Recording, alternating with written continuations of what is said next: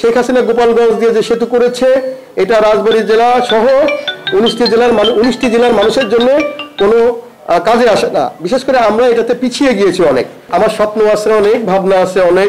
আজ থেকে আনুষ্ঠানিকভাবে আমি ঘোষণা দিলাম রাজবাড়ী 2 আসনে আমার যেসব ভাইরা অলরেডি ঘোষণা দিয়েছেন তাদের সাথে আমিও একজন প্রার্থী, এবং তারেক রহমানের কথা, জিয়াউর রহমানের কথা এবং 31 দফা আমি মানুষের ভিতরে বিতরণ করছি গত 6 মাস ধরে, এবং ওটা আরো জোরালোভাবে বলবো, এবং জাতীয়তাবাদী দলের নীতি এবং আদর্শ সম্বন্ধে মানুষের কাছে আমি পৌঁছে যাব।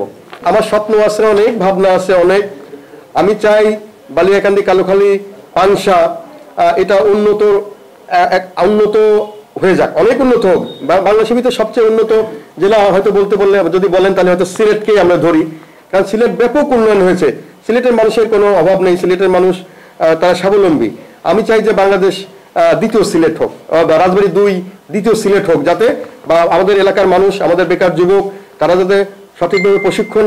আপনার লক্ষ্য করে থাকবেন যে তারেক রহমান যে 31 দফা দিয়েছে, এই 31 দফার ভিতরে 23 নম্বর শর্ত হচ্ছে কর্মসংস্থান অগ্রাধিকার নিয়ে আধুনিক ও যুগোপযোগী যুব উন্নয়ন নীতিমালা প্রণয়ন ও বেকার ভাতা পরিবর্তন।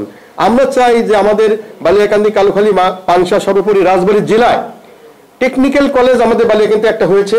আমরা চাই আরো টেকনিক্যাল কলেজ করে বাংলাদেশে এই রাজবাড়ী 1 এবং 2 আসনের মানুষ সবাই যাতে হাতে কলমে শিক্ষা পায়, এবং সবাই যাতে সুদক্ষ কর্মী হিসেবে নিজেদেরকে গড়ে তোলে। এবং আমরা চাই যে রাজবাড়ী জেলার মানুষ শুধু বাংলাদেশে নয়, সারা পৃথিবীতে ছড়িয়ে পড়ুক, তারা জ্ঞান অর্জন করুক, তারা সুদক্ষ হোক, এবং তারা অর্থনৈতিকভাবে রাজবাড়ী জেলাকে শক্তিশালী করুক।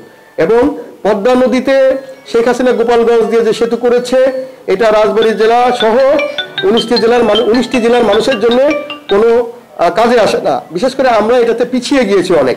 25 বছরের ওয়ারেন্টিযুক্ত দীর্ঘস্থায়ী দরজা প্রোটেক্টর, আধুনিক ও মজবুত দরজা। কাজেই পদ্মা সেতুতে যাতে দ্বিতীয় পদ্মা সেতু হয়, দৌলতদিয়া, পাটুরিয়া এবং পাবনাকে যুক্ত করে, এই ব্যাপারে যদি আমি সুযোগ পাই, সংসদে যদি যাওয়ার সুযোগ হয়, তাহলে আমি এটা জোরালো দাবি তুলে ধরবো যে দ্বিতীয় পদ্মা সেতু যাতে করা হয়। এবং বিশেষ করে রাজবাড়ী জেলায় কোনো বিশেষায়িত হসপিটাল নেই। আমি ফেসবুকে একটা পোস্ট দিয়েছিলাম হসপিটালের দাবিতে, এটা 900 লোক শেয়ার করেছিল। আমি আশ্চর্য হয়েছিলাম যে আমাদের মানুষ চায় যে রাজবাড়ীতে একটা বিশেষায়িত হসপিটাল হোক। রাজবাড়ীর মানুষ যদি কোনো অসুখ হয়, যদি তারা অসুস্থ হয়ে যায়, তারা দৌড়ায় ইন্ডিয়া চলে যায়, ভারতে চলে যায়, এবং দেশের যে এত কষ্ট করে অর্জিত পয়সা তারা ইন্ডিয়াতে যে খরচ করে আসে। আমরা চাই যে রাজবাড়ির মানুষ ঢাকাতেও যাবে না, রাজবাড়িতেই একটা বিশেষায়িত হসপিটাল হোক, যাতে রাজবাড়ির মানুষ চিকিৎসা রাজবাড়িতেই নিতে পারে। এই ধরনের স্বপ্ন আমাদের মনে আছে।